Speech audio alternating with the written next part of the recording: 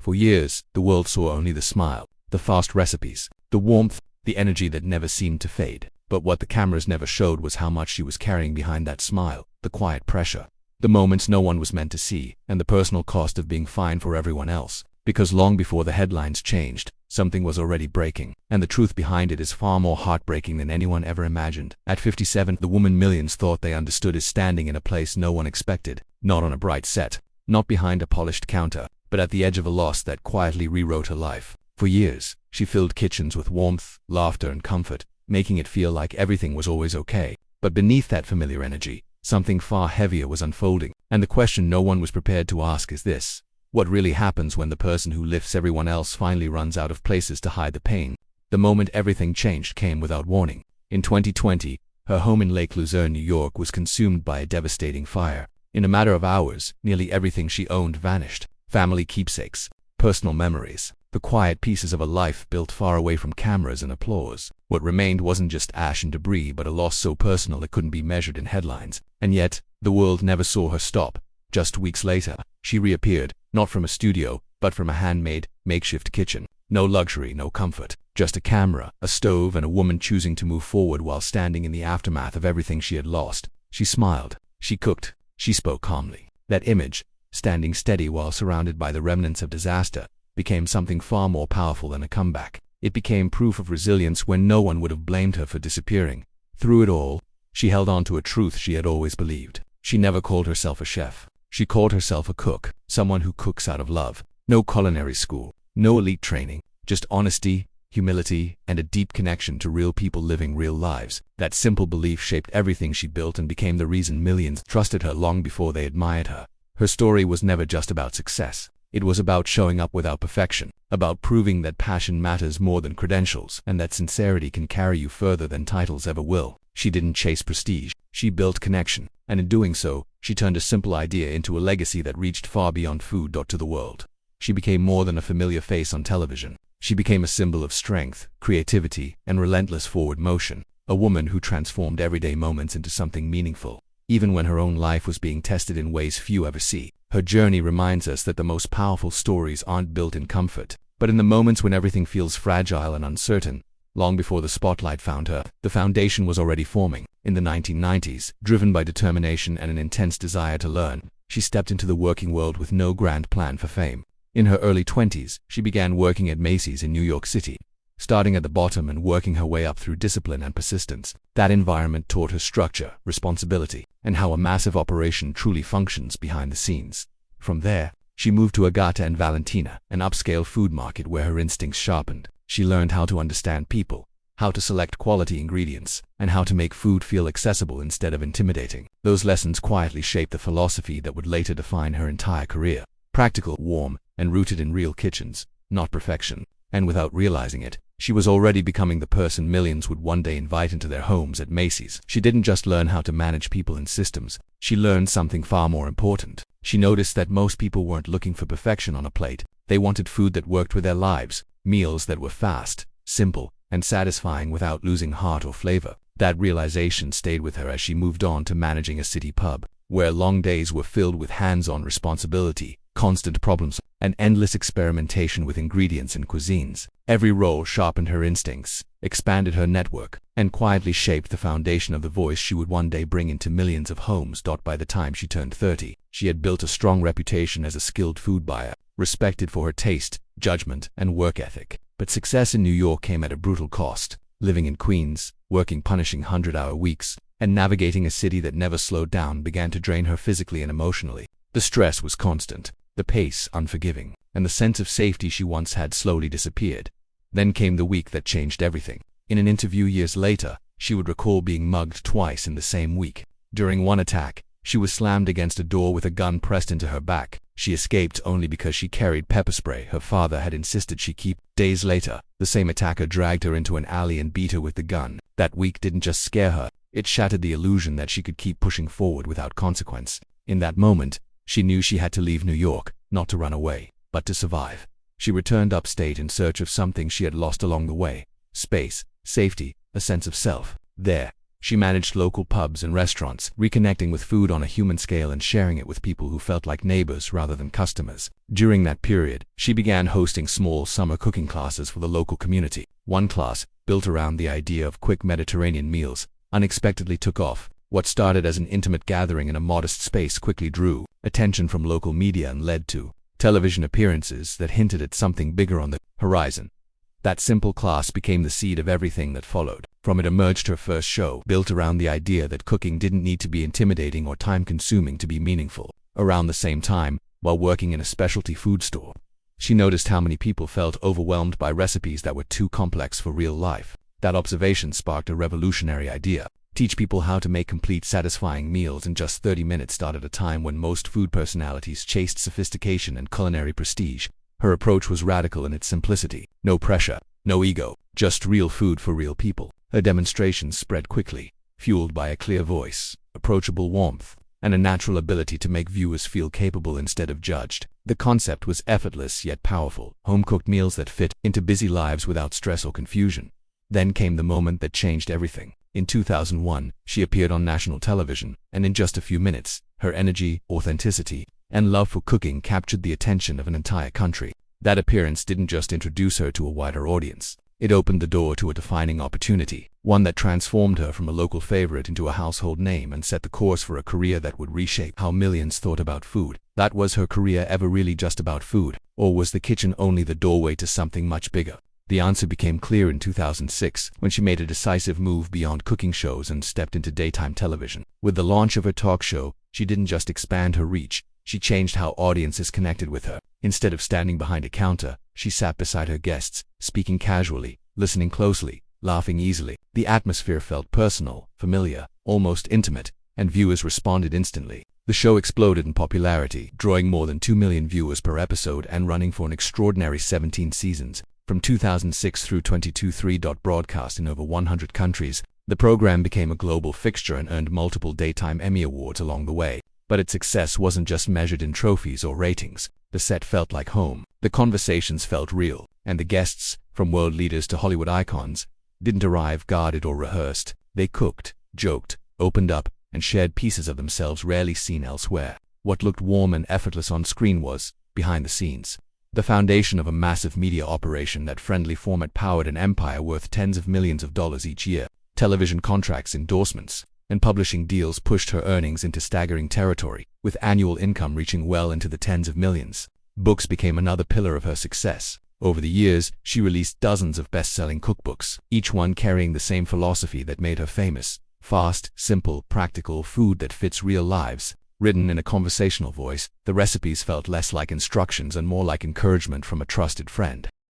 Those books didn't just sell, they changed habits. They turned cooking into something approachable rather than intimidating, joyful rather than stressful. As the audience grew, so did the brand. What began as a talk show evolved into a global media presence, with every episode generating revenue through advertising, sponsorships, and international syndication. For nearly 2 decades, the show wasn't just entertainment. It was a daily ritual for millions, a shared experience built around comfort, connection, and authenticity. Her influence soon extended beyond screens and pages. She built a lifestyle brand rooted in efficiency, warmth, and color, launching cookware, dinnerware, and home products designed to be durable, practical, and enjoyable to use. These weren't luxury items meant to impress. They were tools meant to be lived with. She also reached animal lovers through a pet food brand created with the same philosophy of care and quality, with profits supporting animal rescue efforts across the country. What could have been just another product line became a symbol of business with purpose.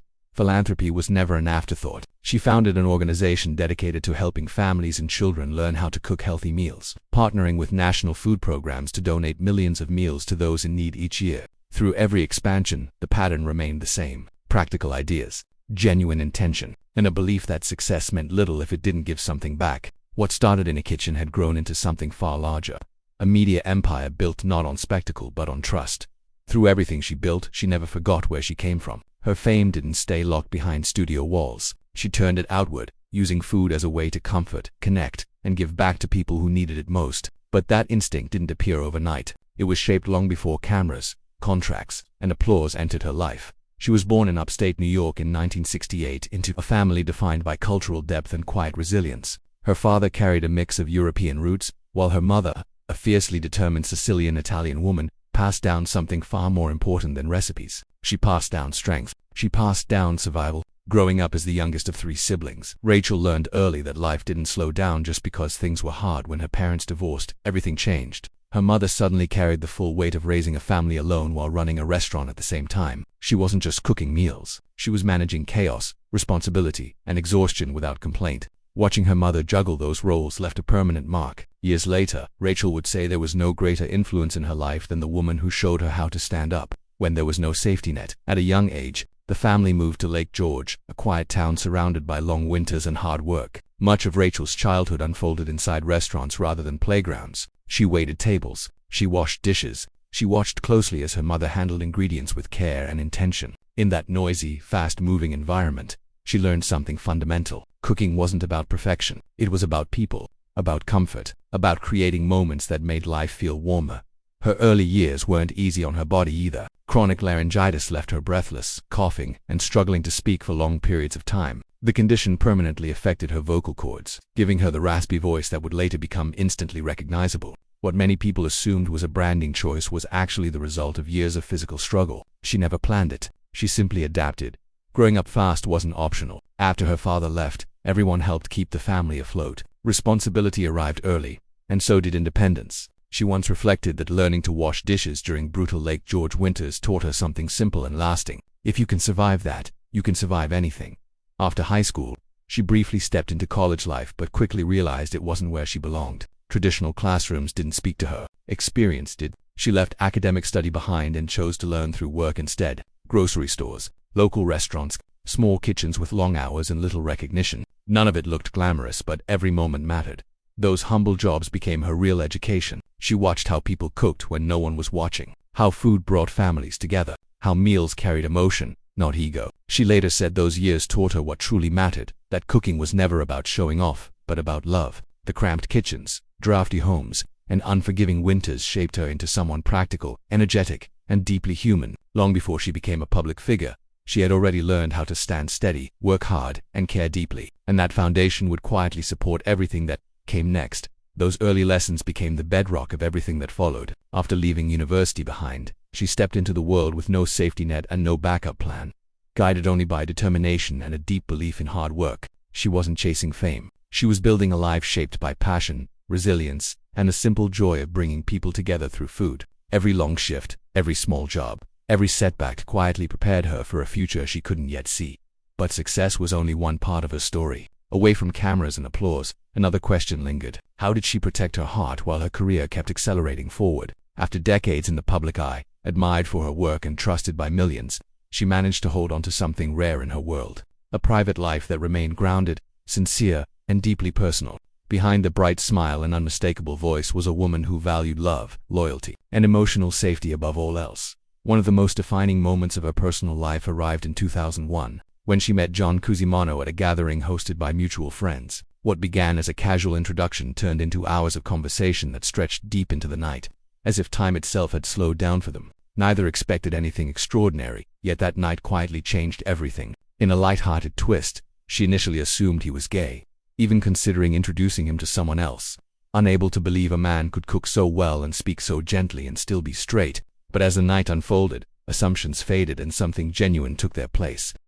Their relationship grew without spectacle. No grand displays, no performative romance, just small rituals and shared moments that mattered more than headlines ever could. Valentine's Day became their own tradition, filled with music playlists, favorite meals, and inside jokes only they understood. For them, love wasn't about showing off. It was about consistency, laughter, and choosing each other in quiet ways. In 2005, they married in an ancient castle nestled among the rolling vineyards of Tuscany, a setting that reflected their desire for intimacy rather than extravagance. For her, marriage became a grounding force, a steady anchor in a life that was becoming increasingly public. Her husband wasn't just her partner. He was a creative spirit in his own right, an entertainment lawyer, a musician, and a performer who lived comfortably outside the spotlight while understanding its pressures. As her fame grew, so did scrutiny. Rumors began to surface, fueled by tabloid speculation and sensational headlines questioning the strength of their marriage. Stories circulated without proof, repeating accusations that threatened to turn private pain into public spectacle. Instead of retreating, the couple stood firm. They denied the claims, issued legal responses, and refused to let gossip define their reality. She addressed the rumors directly, making it clear that their marriage was unconventional, deeply fulfilling, and rooted in trust. Through it all, he remained present and supportive, appearing alongside her when needed, collaborating creatively, and contributing music and ideas to her work. He became more than a spouse. He became a creative ally, a confidant, and a constant in a life filled with noise. Together, they shared projects that blended food, music, and memory, proving that behind the fame was a partnership built on respect, humor, and mutual understanding. In a world that often devours personal lives, she chose something different. She chose privacy over spectacle, substance over rumor, and love over chaos. And that quiet strength, just like her cooking, was never meant to impress. It was meant to last. After more than 2 decades together, their marriage has remained a quiet, steady partnership between two very different creative souls. One lives in the spotlight, the other prefers the edges of the room. They are not perfect, and they have never claimed to be, but through rumors, speculation, and the constant noise of public curiosity, they have chosen to stand beside each other, protecting what matters most behind closed doors. Despite a deeply committed marriage, she made a decision that has followed her for years. She chose not to have children. It was never about money or love. Those were never in short supply. What mattered to her was time. She once explained that she couldn't imagine being the kind of mother she believed a child deserved while constantly moving between sets, flights, and endless projects. The idea of missing moments, of being distracted or absent, weighed heavily on her. For her, motherhood wasn't something to squeeze into the margins of a life already full.